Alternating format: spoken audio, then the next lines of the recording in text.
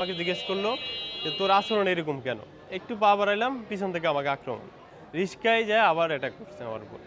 অচেতন হয়ে গেছি। তারপরে সোহরাওয়ার্দী মেডিকেলে আমি সরকারি বাংলা কলেজে আজকে জুমার নামাজ শেষে কলেজ ক্যাম্পাসে যে গেটের পাশেই স্টাফরা বসে। একটা টুল আছে, ওই টুলে বসেছিলাম। আমার ২ টা ছোট ভাই ছিল আর ওখানে একজন স্টাফ ছিল। আমরা কথা বলতেছিলাম। জাস্ট কথা বলতেছিলাম। এই মুহূর্তে দেখলাম সরকারি বাংলা কলেজ ছাত্রদলের সদস্য সচিব ফয়সাল রেজা আর ওনার কয়েকটা ছেলে আর কি বাইকে যাচ্ছে ওনারা। তো আমি তাকায় আবার কথা বলতেছি। এখন আমি কিছুক্ষণ পর আমাদের একটা ছেলের জন্য ওয়েট করছিলাম। ও আসছে, এখন আমরা বাসায় যাওয়ার জন্য রেডি হচ্ছিলাম। কিছুক্ষণ আমাকে ডেকে আনলো একজন।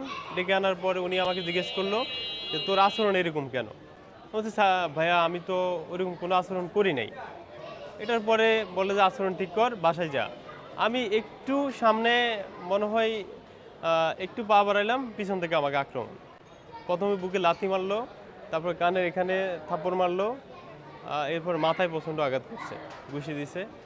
আমি ওখান থেকে আমাকে ওই কয়েকটা ছেলে আছে ওরা বের করে দিছে। দেওয়ার পর আমি আবার রিস্কায় উঠলাম।